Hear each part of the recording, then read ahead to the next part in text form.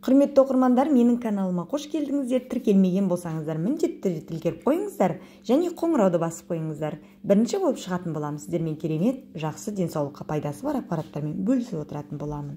Яғни бауыр, барлығымыз білеміз, бауырдың пайдалы екенін, иә. Бауыр жеңіл және өте пайдалы ас. Бұрынғы Египеттің өзінде оны пұрсатты кісілер тағамына қосқан. Қаздың бауыры орта ғасырда патшалардың дәмді тамағы болып саналған.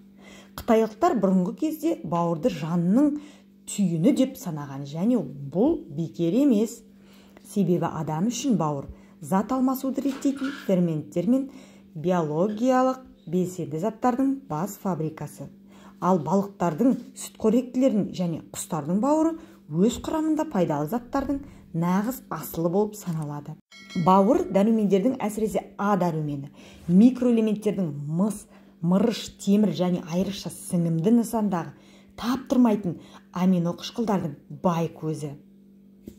Бауыр дәрумендердің, әсіресе А дәрумені, микроэлементтердің мыс, мырыш, темір және айрықша сіңімді нысандағы таптырмайтын амино қышқылдардың бай көзі. Әсіресе балықтардың бауыры өте пайдалы. Нәлім мен ментай балығы.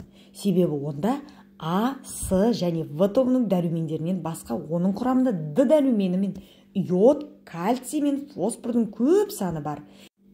Нәлім деген балықтың бауыры сіздің сүйектеріңіз, тісіңіз, тырнақ пен шаштарыңыз әлсіз болса, үстел үстінде орынды тағам болып саналады. Ментай балығының бауыры өкпе мен бронхтар үшін өте пайдалы, әсіресе сіз темекі шегетін болсаңыз. Сиыр бауыры диетаға көбірек сәйкес келеді. Өйткені оның құрамында майы аз болады. Сиыр бауырының қалқанша без, бүйрек үсті безі, жыныс бездерінің ауруы болған кезде пайдалану өте пайдалы. Сиыр бауырын дайындамас бұрын оны жұмсағырақ ету үшін суда немесе сүтке салу қажет. Бауырдан жасалған тағамдарды жұмсағырақ және пайдалы заттардың барлығын сақтау үшін отта ұзақ ұстамайды және ең соңында тұздайды. Жас қозының бауыры.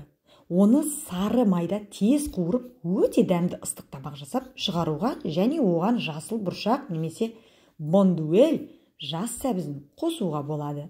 Сонымен қатар мынаны есте сақтаған дұрыс. Барлық бауырлар пайдалы бола бермейді.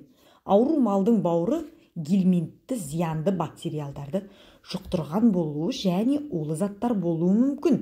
Өнімді дұрыс сақтамау және тасымалдамау оның жанамсыздығына алып келуі мүмкін. Пайдалы болу үшін бауыр экологиялық таза болуы тиіс.